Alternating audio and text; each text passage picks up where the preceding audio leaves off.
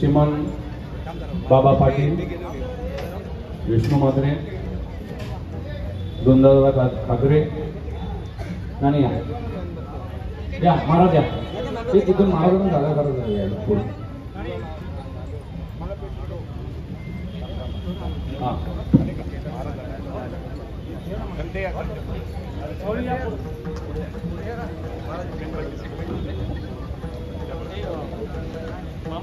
तो माहिती जरा बाजूला.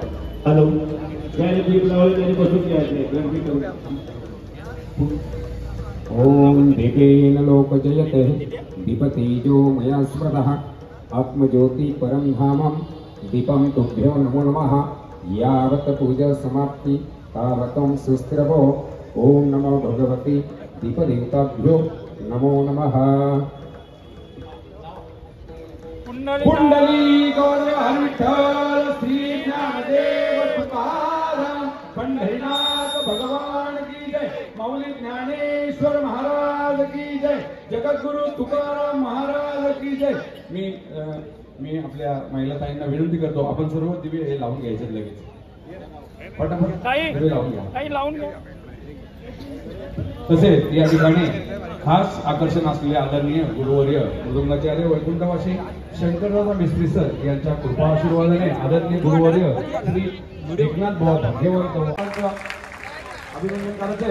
आणि मी या ठिकाणी आदरणीय सन्माननीय आमदार किसनरावजी कतोरे साहेब यांना मी विनंती करतो का हा जो कार्यक्रम या ठिकाणी सादर झाला त्याबद्दल 1-2 शब्द आपण या ठिकाणी बोलायचे. साहेब या इकडे.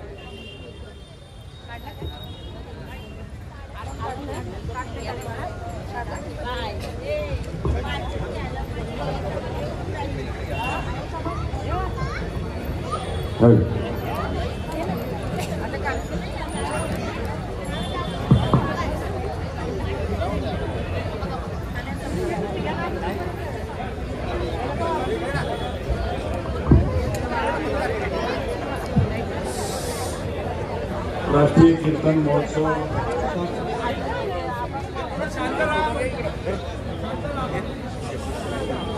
21व्या वर्षाचं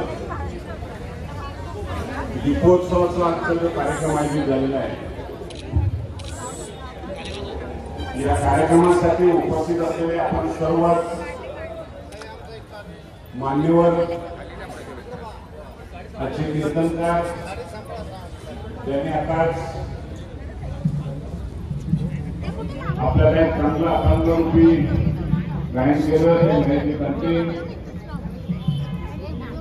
सर्वच या राष्ट्रीय कीर्तन महोत्सव समितीचे प्रमुख आणि खऱ्या अर्थाने ज्यांच्यामुळे ही शोभा येते त्या सर्व माझ्या माता भगिनी,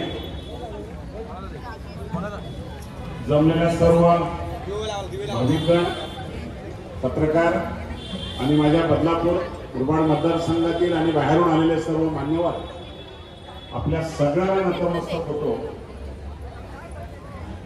आज मी मला भाग्यवान समजतोय.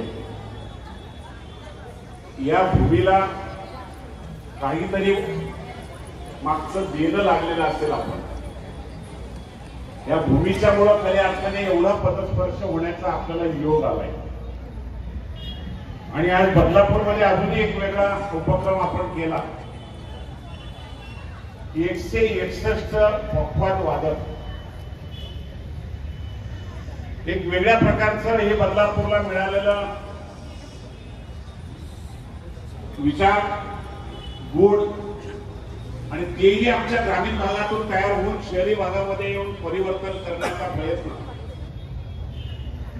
मला मनापासून अभिनंदन केलं पाहिजे ते आदरणीय गुरुवर्य एकनाथ बुवा भाग्यवान आणि आदरणीय श्री छगन बुवा निमणे यांच्या मार्गदर्शनाखाली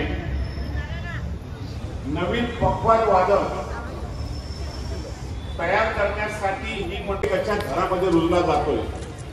मी आपल्या सगळ्यांनी जे 8 दिवस सतत या सगळ्या कार्यक्रमाची तयारी केली, केवळ तयारी नाही तर असे घडलेले चेहरे पाहण्याची संधी आमच्या बदलापूरकरांना मिळाली. हे खरं म्हणजे आपल्या बदलापूरकरांचं भाग्य आहे. वेगळ्या विचारातून ही मंडळी घडवते. या मुलांना शिकवणं पढवणं हे काही सोपं काम नाही. आज लहान मुलांच्या हातामध्ये मोबाईल आला ना तो वेगळ्या विचाराला जायला पाहतो, पण त्यांच्या हातात पक्वात देऊन खऱ्या अर्थाने आपली संस्कृती जपण्याचं काम या दोन गुरूंनी केलं. आणि म्हणून आपण एक कधीतरी आपल्या मनामध्ये हे आणलं पाहिजे.